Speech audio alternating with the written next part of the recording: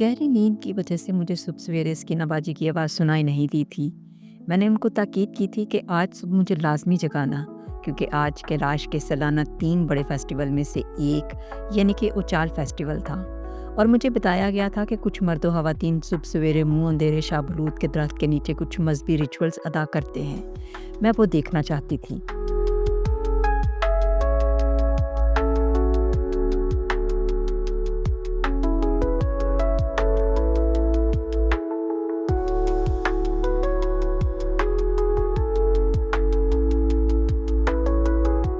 सुबह जब मैंने आप की तो मैं ये मौका मिस कर चुकी थी। स्किनाबाजी ने मुझे आवाज़ दी कि कमरे में दूसरे लोग जाग गए थे, लेकिन मैं नहीं उठ पाई। आज मेरे अंबूर के लिए निकलना था और मेरे पास इतना वक्त नहीं था कि मैं सुबह ना उठे पर पछताऊँ। लिहाजा हम जल्दी जल्दी तैयार हुए, नाश्ता किया और रंबूर के लिए रवाना हो गए। आज कैलाश की तीनों वादियों में से लोग रंबूर डांसिंग प्लेस में जमा होने वाले थे। रास्ते में मुझे फिर से स्किनाबाजी की कही हुई बात याद आई कि आप अपनी बाइबल पढ़ो, वहाँ हमारे बारे में पता चल जाएगा। रंबूर जाते हुए जब मैं कैलाश के उचाल फेस्टिवल के बारे में अपनी याददाश्त ज़हन में दोहरा रही थी, तो मुझे बाइबल में एक ऐसा फेस्टिवल याद आ गया जिसका जिक्र जजेस में हुआ है। यहाँ इसराइलियों की 3 बड़ी सालाना फीस्ट में से एक का जिक्र मिलता है, जिस पर इसराइली लड़कियाँ डांस करती थीं। जजेस के मुताबिक इसराइल की कुंवारी लड़कियां ही डांस किया करती थीं, और ये भी जिक्र मिलता है कि डांस करने के लिए एक अलग जगह मुख्तस की गई थी जहां आम लोगों का दाखिला ममनू था। उलमा के मुताबिक ये इसराइल की पास ओवर या फिर फीस्ट ऑफ टैबरनेकल्स थी, या फिर ये कदीम बैतलहम की कोई लोकल ईद थी जिसका जिक्र सैमुएल में मिलता है, जब दाऊद बादशाह का बाप यसी सालाना कुर्बानी करता है। और ये भी मुमकिन है कि ये पहले फलों की ईद हो। कैलाश का उचाल फेस्टिवल गंदम और दीगर मौसमी फसलों की कटाई के बाद शुक्रगुजारी के तौर पर मनाया जाता है।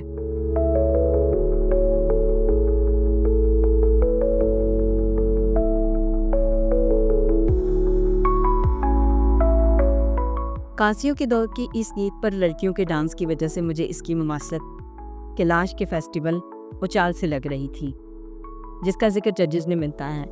उस ईद पर इसराइल के एक कबीले बेंजामिन के मर्दों ने वहां से इसराइली बुजुर्गों की रजामंदी से कुछ कुंवारी लड़कियों को अगवा किया था ताकि उनके साथ शादियां कर सके, क्योंकि एक जंग में इस कबीले की सारी ख़वातीन को कत्ल कर दिया गया था।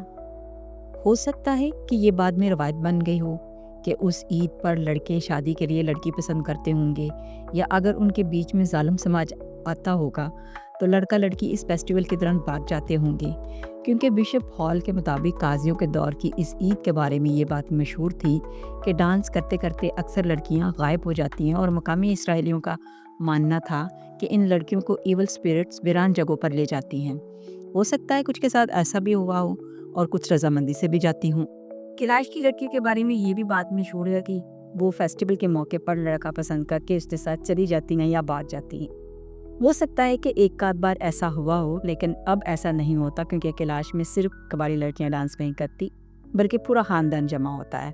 और वैसे भी कैलाश में लड़की और लड़की को अपनी पसंद की शादी करने का पूरा हक हासिल है, तो ऐसा कदम उठाने की कोई मुनासिब वजह नहीं मिलती। हाँ, ये मुमकिन हो सकता है कि किसी फेस्टिवल पर कोई लड़का लड़की एक दूसरे को पसंद करने, जैसे कि हमारी फिल्मों और ड्रामों में भी दिखाया जाता है कि लड़की किसी रिश्तेदार के लड़के को पसंद करके शादी कर लेते हैं। कैलाश के मजहबी प्रीस्ट को काजी कहा जाता है। अगर कदीम इसराइलियों की बात करें तो उनके यहाँ भी बादशाही निज़ाम से पहले काजी मुकर्रर किए जाते थे, जो इंतज़ामी जिम्मेदारियों के साथ साथ मजहबी जिम्मेदारियाँ भी संभालते थे, जैसे कि सैमुएल नबी काहिन और काजी था। कैलाश में अगरचे गवर्नमेंट है, लेकिन उनके काजी मजहबी जिम्मेदारियों के साथ साथ इंतज़ामी जिम्मेदारियाँ भी संभालते हैं, जैसे कि मकामी जगहों, तलाक और दीगर मामला तय करने के लिए काजी फैसला करता है। Bagi konstitusi Kyostong Lebetai. क्या कर रहे हो? नेल पॉलिश लगा रहे?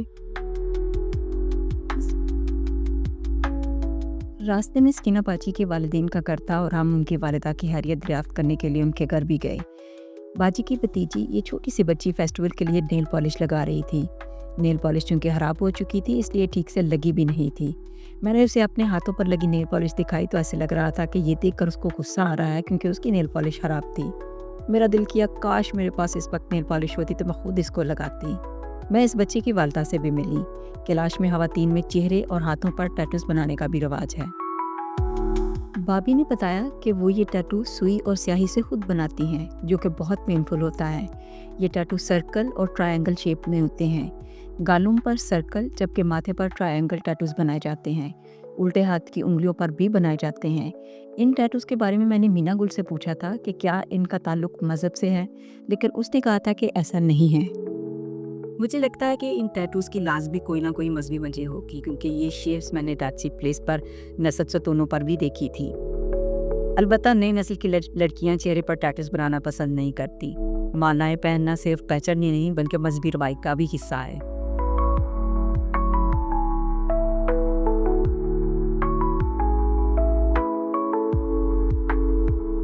इसके काटने के बाद हाँ ठीक है।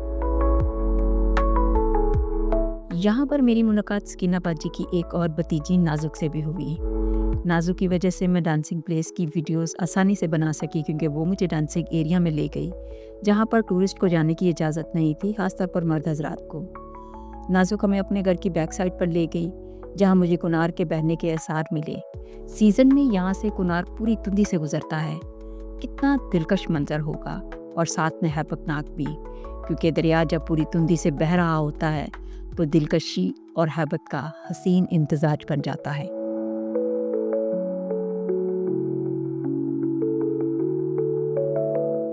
उनके घर में अंगूर की बेल लगी हुई थी। हमने थोड़े से अंगूर तोड़े, लेकिन स्कीना बाजी एक ही जस्त में उस दरख्त पर चढ़ गईं जिससे अंगूर की बेल लिपटी हुई थी। हम सब उनको रोक रहे थे कि कहीं वो गिर ना जाए, लेकिन वो देखते ही देखते ऊपर चढ़ गई। वहाँ से उन्होंने अंगूर के पक्के गुच्छे तोड़े। याद रहे कि कैलाश में बिना इजाज़त और कच्चा फल तोड़ना बहुत बुरा समझा जाता है। उनकी नज़र में ऐसा करने वाले टूरिस्ट नहायत बदअखलाक तस्वर किए जाते हैं, लेकिन वो अपने मेहमानों को खुद फल तोड़ कर देते हैं।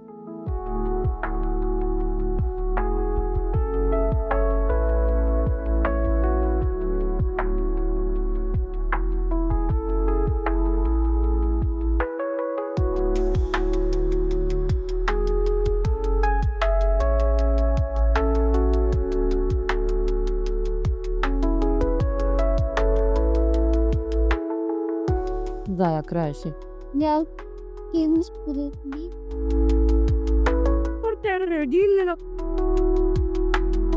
ये वो मिलेगा, ये बिल्कुल पे रहो। ये ऊपर क्या थे? वही। Motherfuckers? How's you need to get your throat? Daddy, I. बड़े पीछे करम फिर पेन ले, फिर। बाजी और फेस्टिवल के लिए लड़कियां नए लिबास क्या करती हैं। रोज़मर्रा लिबास काले रंग की लंबी फ्रॉक, ट्राउज़र और उसके ऊपर खूबसूरत मुख्तलिफ रंगों के डिज़ाइन की कढ़ाई की गई होती है। जैसे ही हम रंबूर डांसिंग प्लेस पहुंचे तो वहाँ मुकामियों से ज़्यादा टूरिस्ट का रश था। बातरी गांव में डांसिंग प्लेस तक पहुंचने के लिए कोई 50 के करीब सीढ़ियाँ थी। मैं समझी कि यहाँ पर भी वैसा ही होगा, लेकिन जैसे ही मैंने सीढ़ियाँ चढ़ना शुरू किया, वो ख़त्म होने का नाम ही नहीं ले रही थी। पता नहीं ऊपर पहुँचे तक मैंने कितने पड़ाव डाले, लेकिन मैं पहुँच ही गई। नाजुक से जब मैंने पूछा कि लिबास के लिए काला रंग ही क्यों इस्तेमाल करते हैं, तो उसने इसकी कोई मजहबी वजह तो नहीं बताई, लेकिन कहने लगी कि हमारी खवातीन खेतों में सारा दिन काम करती हैं तो घास के दाग लग जाते हैं जो धोने पर भी साफ़ नहीं होते। इसलिए अच्छा है कि हम काले रंग का लिबास पहने जिस पर दाग धोने से आसानी से गायब हो जाते हैं। इस पर मुझे पापा बुल्ले शाह की काफ़ी का एक शेर याद आ गया।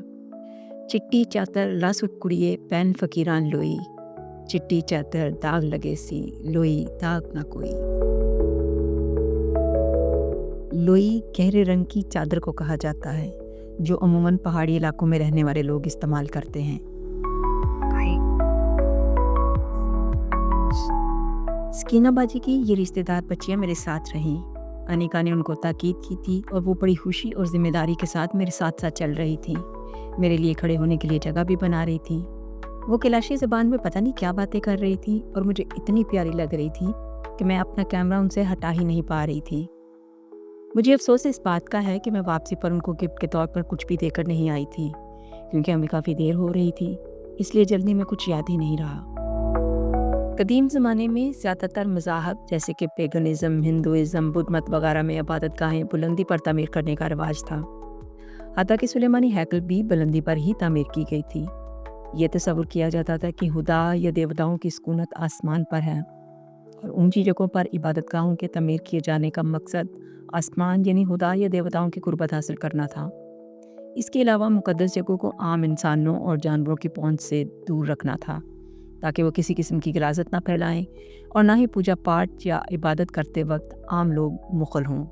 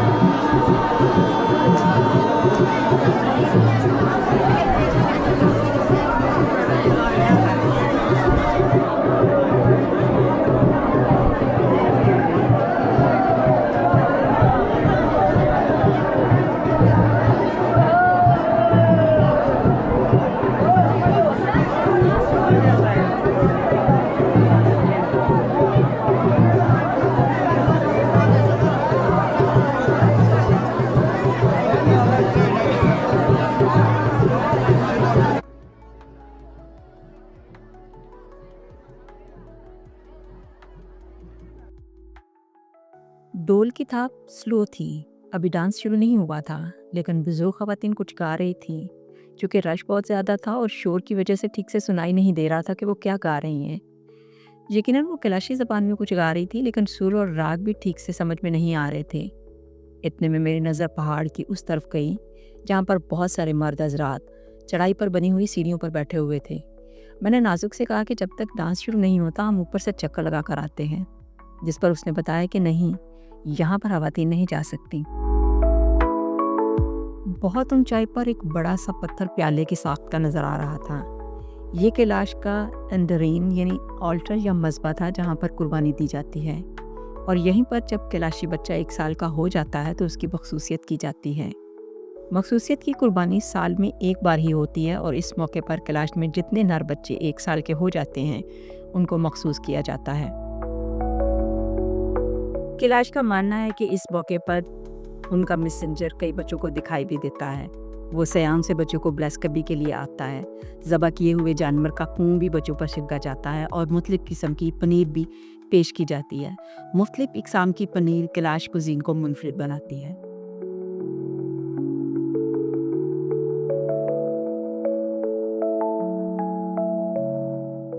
डोल की थाप चेंज हो चुकी थी और अब डांस करने का वक्त था। कैलाश में ओचाल फेस्टिवल अगस्त के आखिरी हफ्ते में गंदम और जौ की फसल की कटाई के बाद शुक्रगुजारी के तौर पर मनाया जाता है। कैलाश में शुक्रगुजारी के लिए डोल की थाप पर रवायती रक्स किया जाता है। ये फेस्टिवल पूरा हफ्ता जारी रहता है। डांस परफॉर्म करना कैलाश की इबादत का अहम और ख़ास हिस्सा है।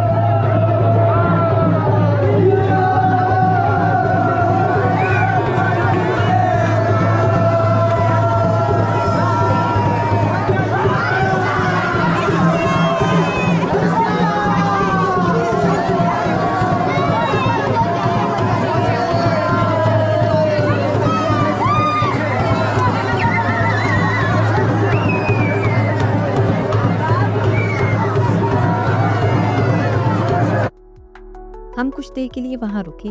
मौसम ख़राब हो रहा था और बारिश भी शुरू हो चुकी थी, इसलिए हमने वापस आने का इरादा किया। अभी सीढ़ियों से नीचे आने का वक्त था, जो कि आसान मरहला था, इसलिए मैंने सीढ़ियाँ गिनना शुरू कर दी।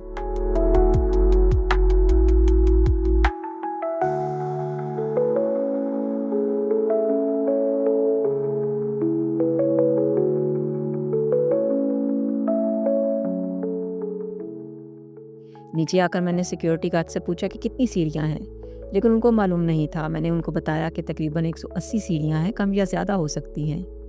उन्होंने कहा कि हमने कभी नहीं गिना, हम तो एक ही जस्त में भाग कर चढ़ जाते हैं, कभी लगा ही नहीं कि ये बहुत ज़्यादा है, इसलिए गिनने का ख्याल भी नहीं आया। लेकिन मुझे लगता है कि बतौर सिक्योरिटी गार्ड उनको ये मालूम होना चाहिए था।